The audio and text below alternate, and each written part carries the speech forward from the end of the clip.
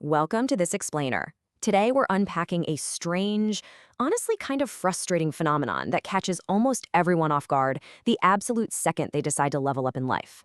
We're talking about the inherent friction that comes with any journey of personal growth. You know the exact feeling, right? You decide to improve, you finally step out of that comfort zone, you start crushing your goals, and suddenly, bam, you face pushback. It feels confusing, maybe even a little discouraging.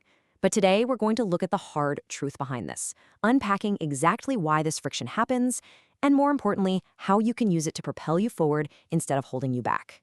Okay, let's dive into this because this idea is an absolute mic drop. It's impossible to be your best self without disappointing some people some of the time. Literally, just let that sink in for a second.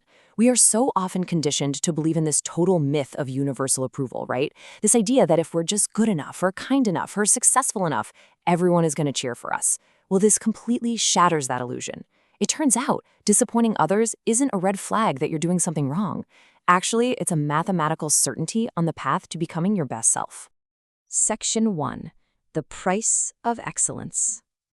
So if you've ever felt a knot in your stomach over a sarcastic comment from a friend when you started a new diet, or maybe you faced eye rolls when you launched that side hustle, well, this is exactly why.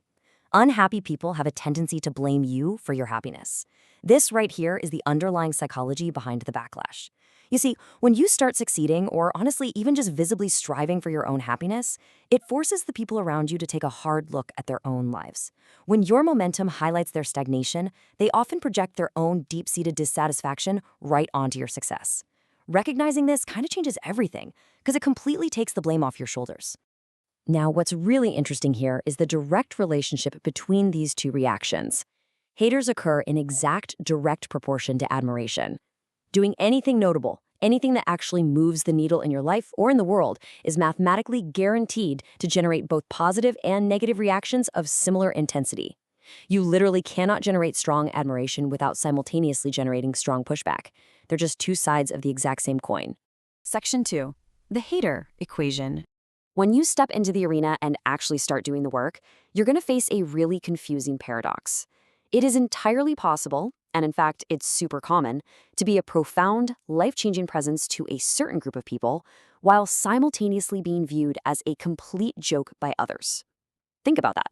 You're the exact same person, doing the exact same things, but the reception is polar opposites depending entirely on the audience. You just have to embrace this contradiction. You cannot contort yourself trying to convince the people who view you as a joke to suddenly see you as an inspiration. It's just not going to happen. Section 3. Authenticity over approval.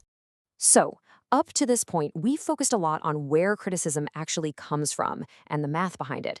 But now we need to shift the narrative to something entirely within your control, and that is your internal response. It all really comes down to true authenticity. And what we mean by that is being true to oneself for long-term happiness and fulfillment, even if it means disappointing some people. Now, doing this requires a profound level of psychological preparedness. You have to go into your journey fully 100% aware that staying true to your goals is inevitably going to cause friction. Your internal compass has to point toward your own long-term fulfillment, not the fleeting, totally unpredictable approval of the crowd. Because of that, there is one rule you absolutely must internalize right now.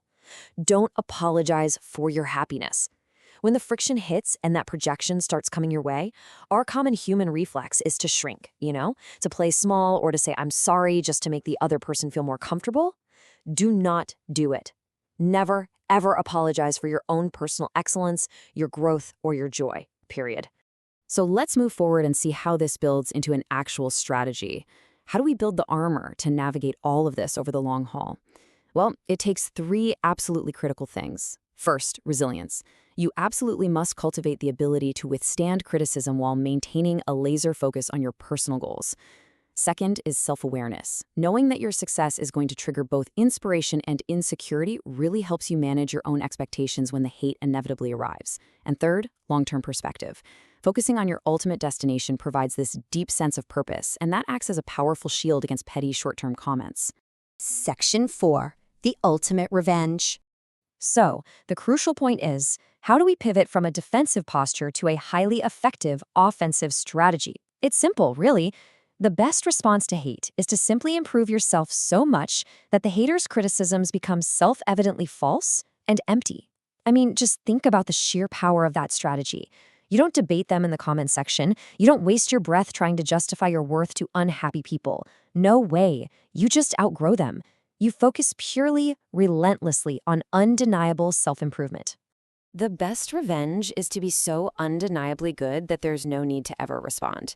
That right there is the liberating reality of personal excellence. Your results will eventually speak entirely for themselves. You get to remove yourself from the drama completely by elevating your game to a level where the criticism looks, frankly, absurd to anyone paying attention. Which leaves us with this final, incredibly vital question to ask ourselves today. Are you letting empty criticism pause your personal growth? Are you actually hitting the brakes on your own potential just because someone else is uncomfortable with your speed? The insights we've explored today make one thing perfectly abundantly clear. The friction is proof that you are moving. So stop people-pleasing, stop apologizing for your ambition, and fully embrace the undeniable power of your own excellence. Let them talk while you put in the work.